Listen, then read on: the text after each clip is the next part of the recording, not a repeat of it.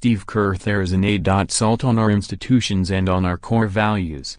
San Francisco - Outspoken Golden State Warriors coach Steve Kerr sat down with USA Today Sports recently following a tour of the team's Chase Center construction site. He discussed the social media movement that has him running for vice president and Spurs coach Greg Popovich running for president in 2020, but also said he cannot envision a foray into politics. The 52-year-old former player has been loud in his opposition to President Trump. One reason the team won't make a customary visit to the White House to be recognized for its 2017 NBA championship. The logical time would be late February, when they play the Washington Wizards. After criticism from current players, Trump in late September preemptively uninvited them. Kerr, who spent part of his childhood growing up in Lebanon and whose worldview was forever changed by the 1984 assassination of his 52-year-old father, Malcolm, while he served as the president of the American University in Beirut, says he will continue to speak up in press conferences about everything from the president to gun violence. NBA Week 10 conclusions: Warriors will set another NBA record, Knicks did well in Carmelo trade a comeback, Isaiah Thomas is closing in on his return. As troubled as you seem to be, is there some gratification for you in trying to share certain messages and sensibilities? Yeah, and a lot of pride in our players' willingness to speak out. I don't know if you saw the Sally Yates column, written by the former acting Attorney General in USA Today on December 19. I read it this morning, and I tweeted it. It's fantastic.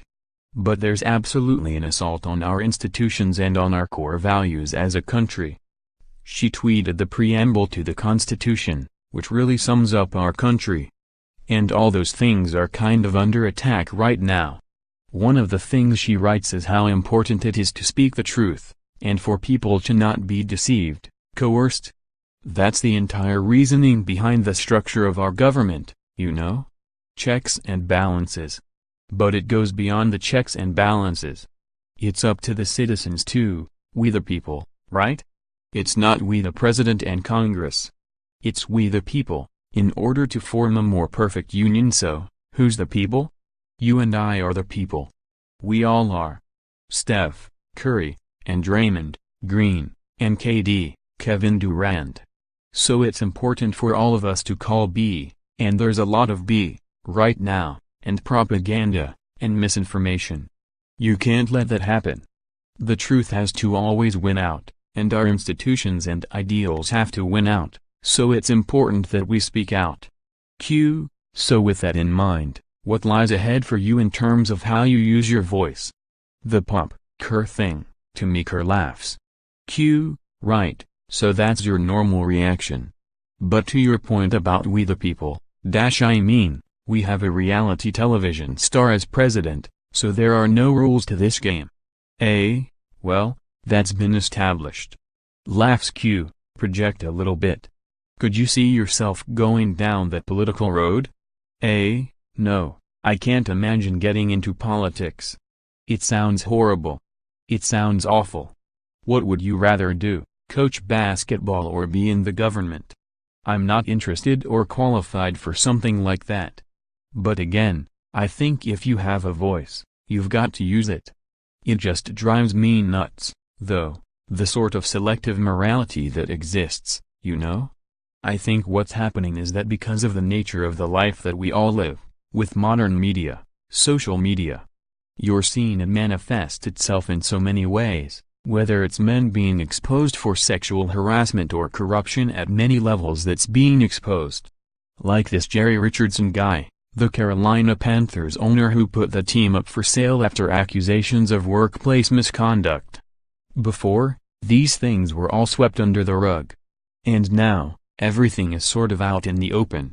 But what comes with that, with everything being out in the open, is enormous amounts of misinformation and lies and propaganda, and so people trying to coerce others.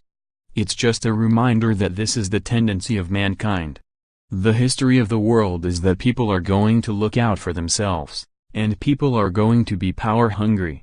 That's one of the reasons our country has been so successful, is we have these institutions in place to protect us from ourselves. and so the institutions have to win out.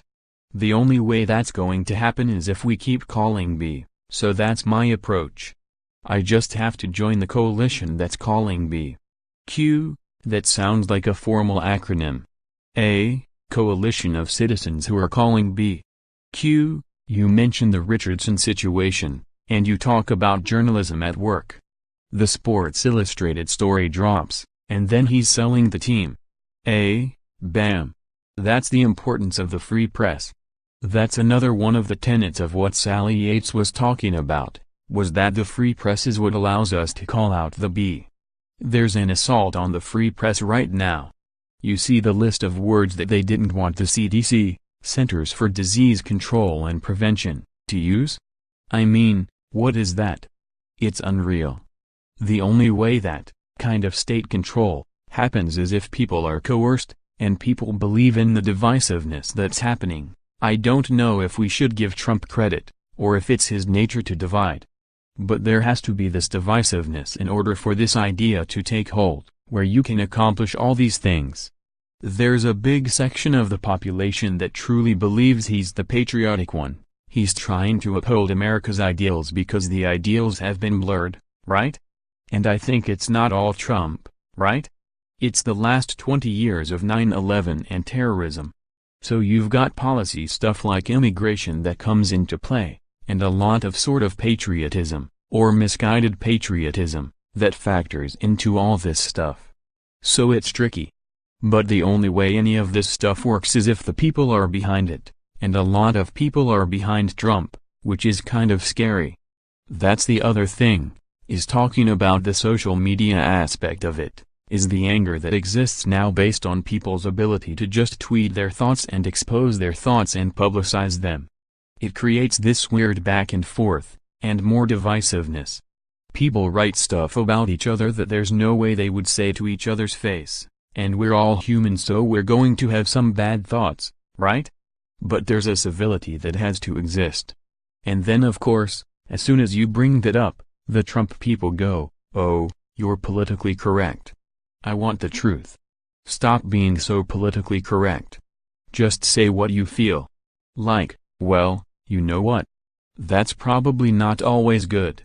Q, do you guys know what you're doing when you go back east? In lieu of the White House visit? A, yeah, we have a plan. We're just doing a nice thing. We're not doing anything political. We're having a really good, productive day helping some people and doing something nice. We're not going to make a big deal out of it. Follow USA Today Sports Sam Amick on Twitter.